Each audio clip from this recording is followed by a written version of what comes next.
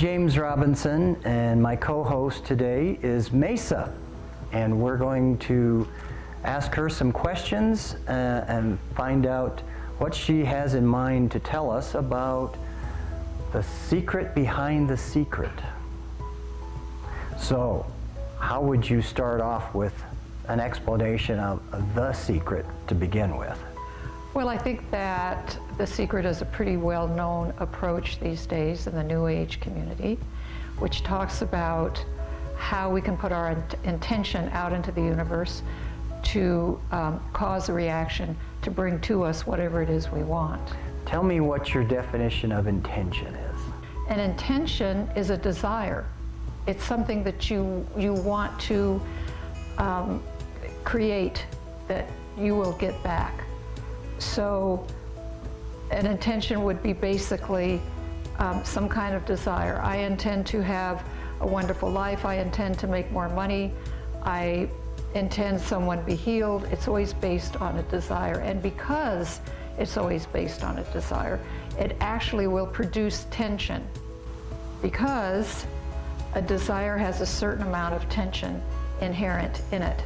You're telling the universe, there's something I want that I don't have. Mm-hmm. So the secret is all about how to get what you want from the universe. And you can do that because the universe will respond to us. The secret about the secret is we live in a world of duality. So everything has a polar opposite. So we have yin and yang, we have everything that has a front, has a back. We have love and hate, we have male, female. So what you're saying is we get the coin, but we get both sides of it. That's exactly right. So you might attract to yourself what it is you want, but you're also going to be pulling with that the opposite pole. And I've never heard that talked about when they talk about the secret. And it may or may not be something that is burdensome. I have a friend who wanted piano. She was a piano teacher.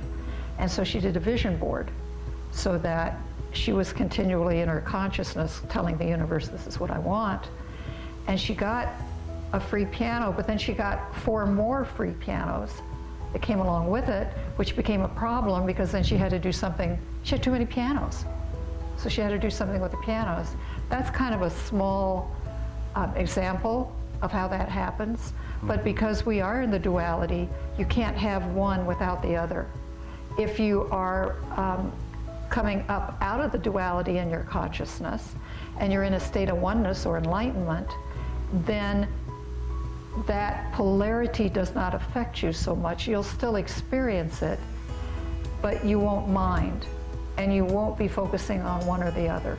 So you won't be focusing on, this is what I want, and oops, why do I have this also? I didn't want this. You'll just be in a place of neutrality. You can win the lotto, but it doesn't mean your life is perfect after that. Well, actually, historically, research-wise, the people that win the lotto usually are not able to keep the money, or they have terrible problems in their lives, or something happens that is unexpected or that they weren't thinking about. A change of life that it's very demanding to cope with. It is very demanding. Yeah. And oftentimes in our life, we think we want something until we actually get it and experience what that's all about. And then it's kind of like, oops, maybe I didn't want that. So you're going to get both sides of the polarity. Is prayer an aspect of intention? It can be, but it can also be more of a surrendering. It depends on what the prayer is. If the prayer is, dear Lord, please give me such and such and such, that's an intention. But if you're praying for something that is not in the polarity, then you may be pulling out of the polarity. You know, they say that prayer is when you're talking to God, meditating is when you're listening to God. So even if you're praying for world peace or healing, that's still, you're still putting out an intention, which is totally opposite to surrendering to God and saying, I will take whatever you have for me, just let me know, show me, or let me know, or going into meditation and going deep into your own being, and not asking for a certain condition or situation or thing. So when people pray to have a cancer go away, what would be a more comprehensive request or desire? Change your thinking and your belief system. Acceptance is very, very important, and acceptance is very close to love. And if you can pull out of, something like cancer has so much fear attached to it.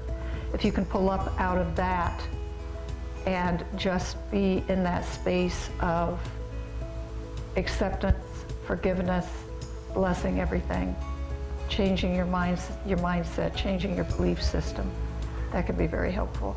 And what about the phrase, for the highest good of all? That's a nice phrase. I like that phrase.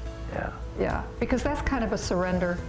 You're surrendering your own particular wishes or desires and saying, whatever is the best for all. That's a kind of a surrender. So let's talk about surrender.